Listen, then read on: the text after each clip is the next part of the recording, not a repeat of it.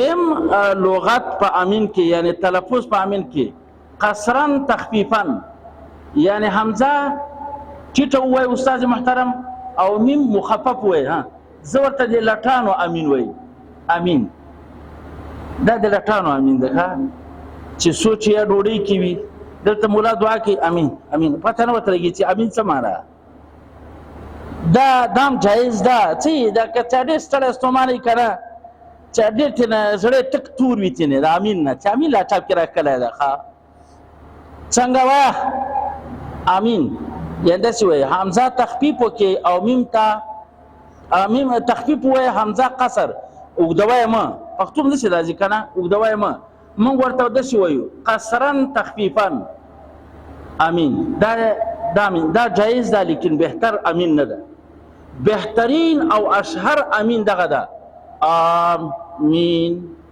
و آمین دا تاسو پر مې دا لګ بدلن کې راولم آمین دغه بهتر ده او دا امین چې قصرن او تخفیفا سي دا جایز ده لیکن بهتر نه ده دینه بعد مانځ کې به څنګه وایو رښتیا وایو استاد محترم ها امین یعنی ته یقین وساته چې الحمدلله نو ورسته وای پښتو لهجه زړه مو بوس کی چې ولا دا دعا لکه قبول صلاحه مونږ خو د څه چې په ورسو کن لکه سیلاب وانته ولا دوالین امین امدا شنه وای ولا دوالین امین او بیا رکوع نه سجده ماشاءالله دومره تیز څنګه وایم ها امین دام جایز او بهتر کوم د استاد محترم امین دوا مطلقاً تلفظونه غلط دي مدن تشدیدن دا مطلقاً غلط ده آمین البیت الحرام په معنا د قاصدین البیت الحرام راځي اما یا امن دا د قصد معنا راځي لکه تیمم دا د دې قبیله نه ده بیا دا غلط ته چې د شي وای امین میم ته شد ورته وای او حمزه جګه که امین دا مطلقاً غلط ده او معنی استجب نه راځي دعا مې قبول کا معنی د قصد راځي دا تیمم لغت کې قصد وای ښا څوک په پوسه قران وای سوره مائده کې امین البیت الحرام تر غلې ده قاصدین البیت الحرام معنی راځي ښا دا غلط او استاد محترم دام غلط ده امین اتاز پر ده امین ته تشدید او حمزه څنګه حمزه ټیټه او میم ته تشدید دام غلطه امین دام د اما یا امونه د تیمم معنی کې قصد معنی کې راځي نو دا دوه لغته غلط دي مدن تشدیدن هم غلط او تخفیفا او قصرا تخفیفا هم غلط بهترین او اشهر ترین دینه بعد ان شاء الله د مونږ ټول فهمتون به داسې تلفظ کوو ها مدن تشدید تخفیفا څنګه امین دا باندې لټانو بدینه بعد نه وایو څنګه امین دا خو رښتام دی لټانو ولا دوالین امین دا چې مو وایي خواندم کې نسته ده ولا الضالین امین دلته سکتم رسول الله کړي څلور سکتی یا درې سکتی موږ منو دلته ولا الضالین بیا بغنه به څنګه وایي ها امین خواندم کوي زن تر اوسه به استاد تانی ویلې د چې ولا الضالین او بیا د لیک توقف کړي سکته وای دغه توقف ته بیا دی ویلي او بیا ته د الحمدلله تم ورکتلی چې دا خو مې دعاګانې اعلان وغوښتلې اوس په د امین ور باندې وایم ښا رسول الله صلی الله علیه وسلم یو فضیلت رسول الله صلی الله علیه وسلم ناست هغه سړی الته کې دعا کوي رسول الله څه وایي او جبا ان ختمه وې دغه سړی دعا الله قبلې کچیرته ختم وکړه په امین باندې د دعا په اخر کې چې امین ویل شي ښا رب ذوالجلال څلور فرشتي را لېږي دا څلور فرشتي دي تا په دې امین باندې امین وایي او بیا الله د دعا دي فرشتو ته په حق الله قبلې ښا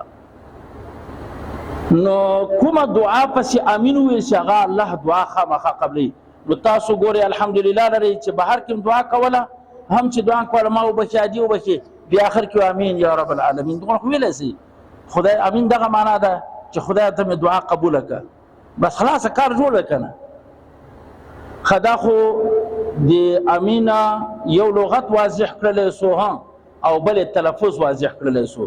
دریم دا خبره ده چې دا وظیفه د امام او د مقتدی ده او که مقتدی ده. دغه امام مالک رحمه الله وایي چې دا وظیفه د مقتدی ده د امام نه ده.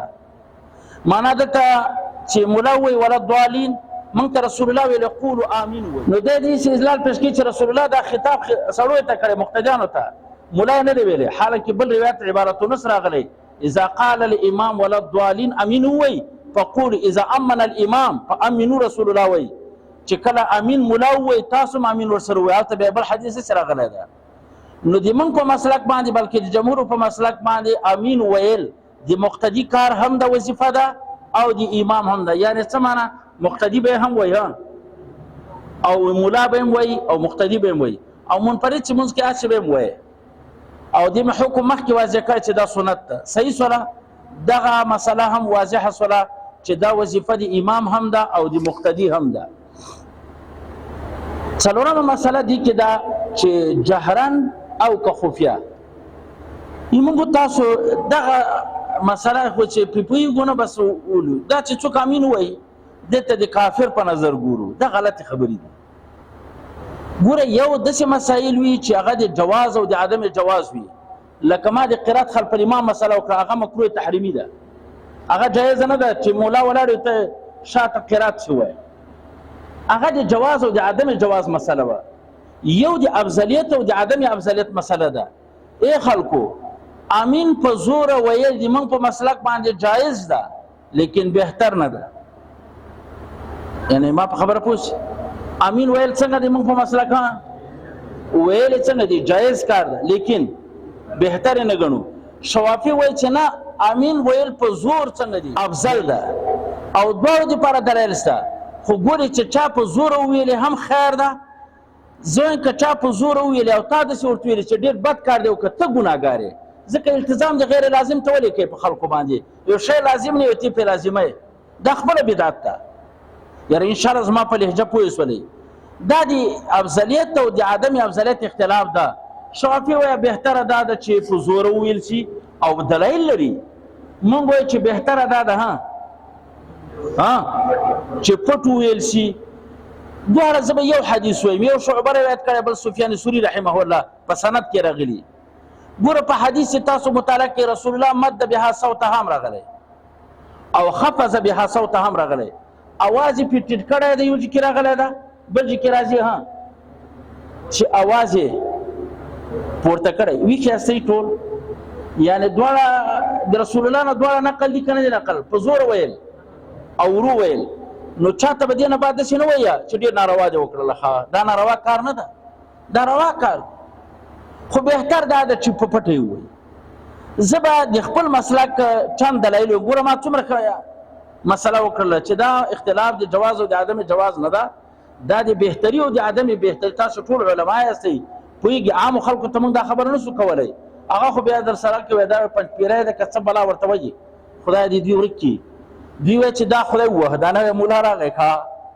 حالانکه دا د رسول الله نه دا را نقل ده چې پر رسول الله په زور هم ویلې ده پټه هم ویلې ده. خو مونږ وایو یاره بهتر ده چې په پټه ویل شي. زه به یو څه دلایل قایم کړم په دې باندې چې بهتر ده چې پټه ویل شي. اول دا مې ثابت کړه چې مولایانو د امین دعا ده کنه د دعا غږیږي او د دعا متعلق قرآن وی ادعو ربکم تضرعا وخفیه. علاوه تاسو دعا په عاجزي سره کوي په پټه کوي په زور ناره مو وهي. نو یو دلیل دا دی بهتري چې ښه ده چې امین په څنګه وایي په پټه. بل همدا حدیث هم راغلی د خفض بها صوته هغه مد بها صوته چې کوم چې په زور راغلی دغه جواب کومه. بل یو ښه دلیل دی تاسو لپاره وښیم. ای خلکو تاسو ماول دا ثابته ک امین قرآن ده استاد وای نو چې الحمدلله هم جهرن وای او امین هم جهرن وای. دما عوام ته څنګه فرق ورکوي چې دا قرآن او غیر قرآن سره جدا کی؟ تاسو ما په خبره پوښ عوام به څنګه زه پوهی کما چې دا قرآن ده او دا قرآن نه ده. چې ته الحمدلله په وای کنه الحمدلله په زور وای او امین هم په زور وای نو د خلق ته څنګه پوهی کوي چې دا قرآن او غیر قرآن سره جدا کی؟ خبره ده چې الحمدلله قرآن د په جهر ده او امین قرآن نه ده دا په زوره مو وایه په ارام وایه چې د قرآن سره امتیاز هم حاصل شي. او د عدم قرآنیت دپاره دلیل دا ده چې تاسو سره قرآن کې لیکل سوی نه ده. بل مونږ سره ښه دلیل یو بل دا ده اعوذ بالله قرآن نه ده. تاسو به اذا قرأت القرآن فاستعذ راغله او امر راغله په اعوذ بالله. اعوذ بالله خو نشته کنه. اعوذ بالله قرآن نه ده. مونږ په پټه وایو که په ښکاره په پټه وایو. نو امین هم قرآن نه ده پکار ده په پټه وویل شي عقلي دلایل. امین هم قرآن نه ده پکار ده په پټه وویل شي. یو ته اعتراض را باندې کېدی چې مولا چې بسم الله کې هم بسم الله کې بعضې خلک په جهر وایي لکه موالد منګې په پټه وایو خو د بسم الله په قرآنیت کې م اختلاف ده چې قرآن ده او که نه ده. بسم الله یو هغه بسم الله ده چې سورت نمل کې ذکر هغه په اتفاق سره قرآن ده منکر کافر ده. دغه بسم الله چې په اوایل د سورتونو کې راځي الحمدلله نه موږ مخکې وایو دغه بسم الله کې م اختلاف ده چې قرآن ده او که نه. او دې کې م اختلاف نقل کړی هم ده. هغه اختلاف مورث د دې ګرځېدلی ده چې بعضې کله وایي چې په پټه یې وایي ګوره موږ په پټه وایو ولې اختلاف پکې راغلی ده. حضرت عمر او حضرت علي دواړو امین په زوره نه ویلې. حضرت علي او عمر رضی الله تعالی عنه دواړه په زوره نه ویلې. عبدالله ابن مسعود وایي چې د احناف مسلک کې ډېر دلایل دی راوړي د رسول الله د احادیث دنه نقل کیږي او دا حبر الامت ته هغه وایي څلورو شیانو کې به پټوالی که یو پکې امین یاد کړی ده یعنی دغه اثر مې ښودلی. رسول الله هم پټوالی کړی خفضه بها صوتها ټکې راغلی.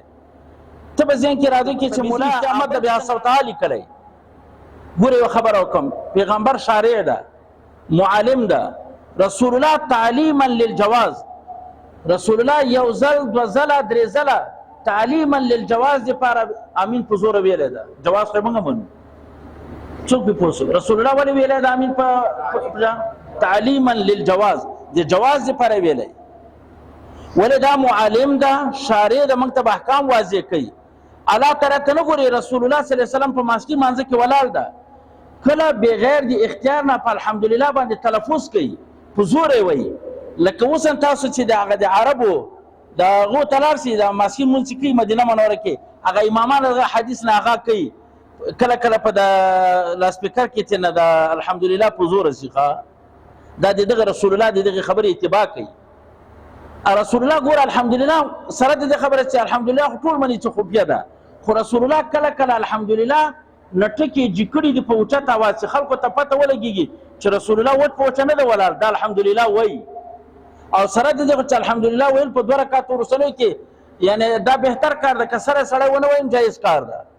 دغه که ما په خبره بعضې خلک سر خلاص نه شي وروسته دې بیا پوښتنه وکړي دا به چې دا نوې خبرې را شروع کړي چې ما ویلې چې 2 رکعاتو کې که چا الحمدلله سره ونه ویلې مونځ کېږي که نه کېږي کېږي.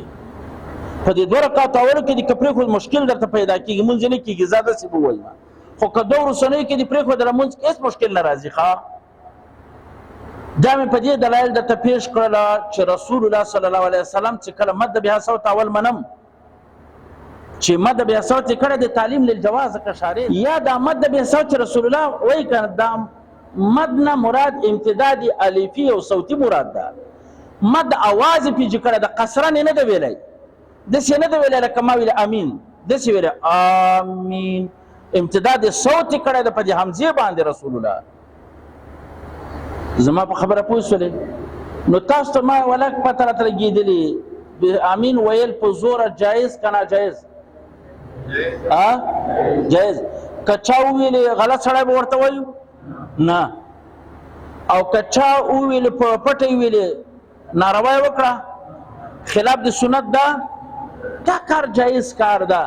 دا د دې نه ده چې تا بد وکړه ما بد کړی دي او تا غلط کار وکړه ما غلط. دغه سړی چې څوک په دې امین باندې دومره تیز بحث کوي دا په خپله غلط ده. دا د جواز او د عدم جواز خبره نه ده. هغه وخت کې سړي ته د بد او د غلط نسبت کیږي چې سړی کار د جواز او د عدم جواز بیا ورته چې تا غلط کار کوي. اما چې کله د افضلیت خبره راغله بهتر دا ده چې سړی په هغه مو وایي زور یې وایي هیڅ مشکلات پکې نه راځي. خو ګوره موږ تاسو داسې نه یو. موږ په دې پوهنتون کې د سبا یو څوک امین ووایي، اول عالم داسې دا نن د ملا خبرې درنه یېرې دي. زه چې زه مولوي صاحب چې څو فارغېږي تا به وخته خوله ماته کړي چې ته لا کومې خوا نه راغله خدای دې په غر کو غر که چې پوهنتون کې دې راته امین په زوره شروع کړه. ښه نه دا ناپوهي ده بیا. ښه یو ورځ ته کښېنوه لږ ورسره خبره وکړه، کېدای شي درته چې یو ورځ رسول الله امین په ډار ویلی یاره نن یې ما ته خوند راکړه نن یې ځم په زوره وایي، بیا څه ورته وایه. الله دې موږ تاسو ته خپله رضا نصیب کړي. انشاءالله سبا بحث په رکوع سجده باندې وکړو. صحیح ده؟ یا الله په دې ناس مجلس باندې هزار بار رحمتونه عافیتونه نازل کړي. دې مجلس ټول مقاصد شریعه الله موږ سره پوره وګرځي. الله دا مجلس کفاره د سیئات وګرځي. دغه قرآن شفاعت موږ ټولو ته نصیب کړي. الله دې قرآن مهارت موږ ټولو ته نصیب کړي. الله دې زوال ایمان نه موږ ټولو ته حفاظت نصیب کړي. الله سکرات الموت موږ ټولو باندې آسان کړي. یا الله دې شدائد د قیامت نه موږ ټولو ته امن نصیب کړي. دې مجلس کې د چا مقاصد شریعه موږ ته نه ویلو، خو خدای ته علم ده. د عظیم قرآن په خاطر دې مجلس ټول مقاصد شریعه موږ سره پوره وګرځي. د هر قسم آفات او بلیات او مصائب او تکالیف نه موږ ټولو ته امن نصیب کړي. وصلی الله تعالی علی خیر خلق.